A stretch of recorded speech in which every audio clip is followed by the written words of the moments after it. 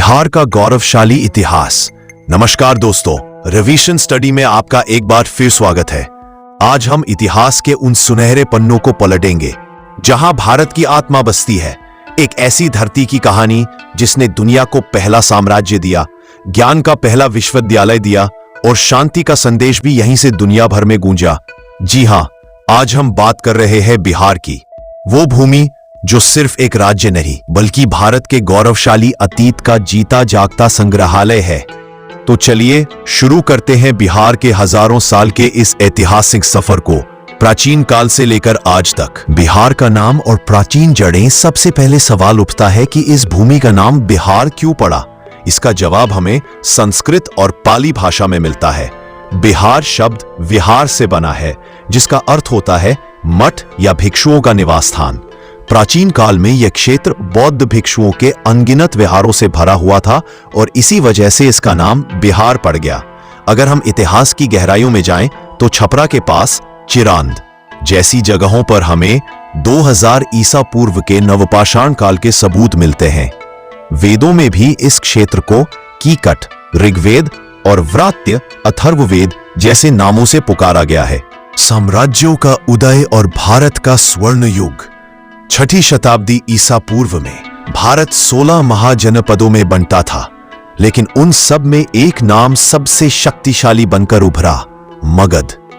जी हां, मगध यानी आज का बिहार भारत का पहला महान साम्राज्य बना। बिंबिसार और अजातशत्रु जैसे प्रतापी राजाओं ने इसकी नींव रखी और फिर इसी भूमि पर जन्म हुआ मौर्य वंश का। चंद्रगुप्त मौर्य ने आचार्य चाणक्य के साथ मिलकर भारत को पहली बार एक राजनीतिक सूत्र में पिरोया। और फिर आए सम्राट अशोक, वो अशोक जिन्होंने युद्ध की क्रूरता को देखकर शस्त्र त्याग दिए और बौद्ध धर्म अपनाकर शांति और धम्म का संदेश पूरी दुनिया में फैलाया। पाटलिपुत्र, आज का पटना, उस समय दुनिया का सबसे बड़ा राजनीतिक केंद्र था, ज्ञान और धर्म का वैश्विक केंद्र।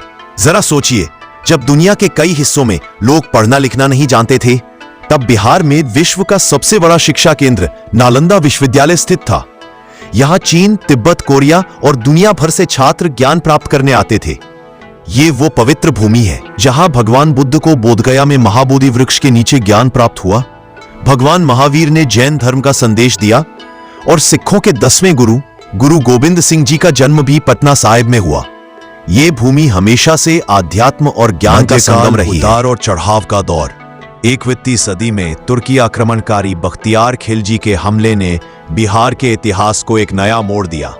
उसने नालंदा और विक्रमशिला जैसे विश्वविद्यालय को नष्ट कर दिया, जिससे यहाँ सदियों से चली आ रही बौद्ध संस्कृति का पतन शुरू हुआ और दिल्ली सल्तनत के अधीन मुस्लिम शासन की स्थापना हुई।